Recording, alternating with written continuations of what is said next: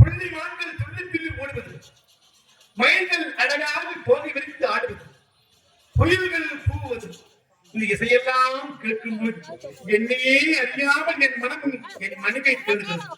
தேனும் தெளிவாகவும் அழகாக வாசம் வீசிக் கொண்டிருக்கிறது. இந்த அழகான குறிஞ்சி வலையிலே அழகாக பூத்த வளர்ந்தவா என் மனைவி வள்ளி. அந்த பூத்த மலரை அழகாக பறித்து ஆழமாக தொடுத்து இந்த மாலை மார்பிலை போட்ட வல்லவா இந்த முருகன் பெருமான். அப்பேற்பட்ட மாலை பாமாலையை சூட்டி என் மனைவியை பார்க்க வரும்பொழுது அருகாக இருக்கின்ற காவலனை பார்க்கும். பல அந்த குடும்ப ஆட்சி தேர்தல் இருந்தா இவங்க கிட்ட போட இங்க வந்து காவலு வாலு என்னடா இது? ஒரு கடவுள் ஆயிடுச்சுன்னு ஒரு கொஞ்சம் கூட ஒரு மதிப்பு கொடுக்காம கொஞ்சம் கூட ஒரு மரியாதை கண்டுமா ஆனா கோவன்றிய சில பேர் இப்படிதான் கடவுளை மதிக்காமல் ஒரு எல்லோருடைய கதியும் அரசியல் தான் தெரியும். கடவுளே முருகனே என்ற ஒரு பாதங்களை பறந்துபட்டால் வாடுகின்ற காலம் குறைந்த காலமா இருந்தால் நலமோடு இருப்பார். சாகுனதையா முருகா முருகா முருகா முருகா அரகமோகரா யார பாருங்க போறான் அரோகரன் ஆரோகணம் முருகன் பெருமானுக்கு ஆறாவது ஆரோகணம். நாங்க எல்லாம் அரோகரான்னு சொல்றாங்க. நாங்கள் அச்சரம் வந்துச்சு சாமி கடமை தீர்த்து விடுறேன் என் மனைவி பார்த்து ஆமா நம்மட வள்ளிக்கு பள்ளி குகைக்கு சென்று அம்மா உங்களுடைய கணவர் முருகன் பெருமான் வண்ணமையில் ஏறி உன் முகத்தை பார்க்க வந்திருக்கிறார், நீங்க துள்ளி வர வேண்டும் என்று ஒரு வார்த்தை சொல்லி வா.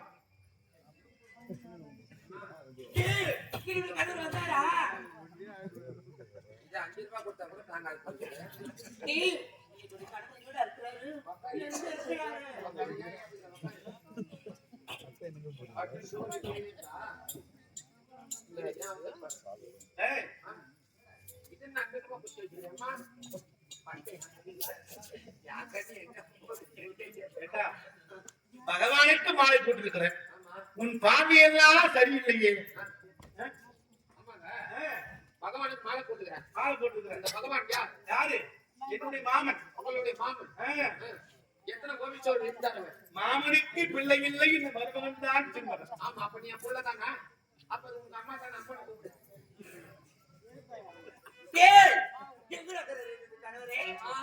சாமி வந்து வெளியே இருக்கிறாரு. எங்க இருக்கிறாரு?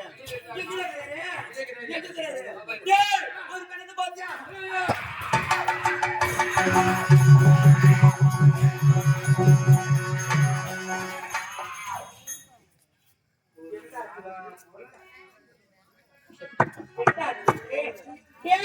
ஒரு கணக்கு பாத்தியா? கண்ணால் அழகே தூரகே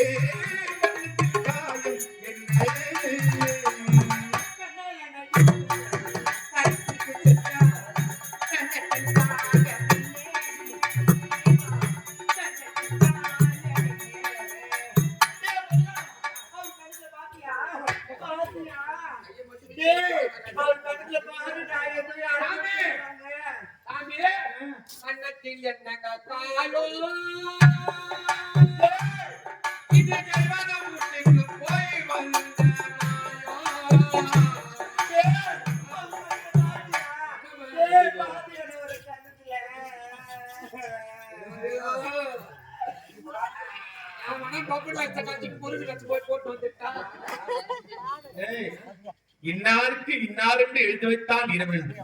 யாராவது எப்படி வாழும் என்று நம் கையில் கிடையாது. மண்டிகளை எழுதி மதிக்கமலா மறைத்து போய்வா பூலகம் என்ற அனுபவம் தான் தர்மதி. அவன் படைப்பு எப்படி அது எல்லாருக்கும் மாற்று இருக்கும். நீ கடைசி பப்புனா அண்ணன் பின் எழுத்தாங்க. நீ கடைசி வரை இந்த பப்புன விஷயமே ஆடுதான் போகணும். நாங்க அப்படி கிடையாது. நேற்று சிவன், இவன் முருகன், நாளை பெருமான். இப்ப ஒரு நாளுக்கு ஒரு வேடம்.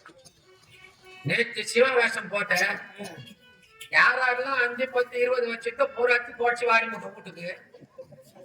இன்னைக்கு முருகன் போட்டு வந்துக்கிற இன்னும் கொஞ்ச நேரத்துல தூங்கிட்டு போன எழுந்த இன்னும் முருகன் வந்துட்டு 2 கள்ளி கிடைச்சிருவாங்க. வச்சு 10 ரூபாய் வாங்க வச்சுக்கிற 10 ரூபாய் கூட எடுத்து போட்டு முருகா என் பிள்ளைக்கு நீ தான் வாழ்ந்து கொடுக்கணும், என் பொண்ணு கொடுத்துட்டு வருவேன். ஏய், கருணையின் வடிவான கந்தன், அருளே வடிவான அந்த இந்த ஆண்டவன்.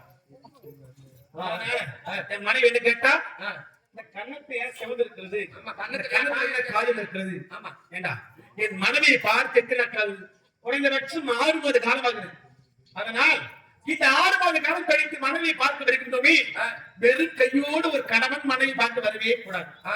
அப்படி வந்து கொண்டே இருக்கு ஒரு அழகான தடாகம், தாமரை தடாகம். அந்த தடாகத்திலே ஒரு தாமரை பூ அழகாக பூத்திருந்தது. முருக பெருமானி, நான் பூர்த்து வளர்ந்திருக்கிறேன், என்னை பறித்து கொண்டு உன் மனைவியாக வள்ளியை சிரசையை சூடிக் கொண்டிருந்தால் அவள் சிரசையை அமர்ந்து கொண்டு இந்த உலகத்துக்கெல்லாம் நான் வாசம் கொடுப்பேன் என்று என்னை பார்த்து அழைத்ததனால் தாமரை பூ தாமரை பூ பறிக்க தடாகம் செல்லும் போது, தாமரை பூ பறிக்க தையம் நான் செல்லும் போது, தாமரை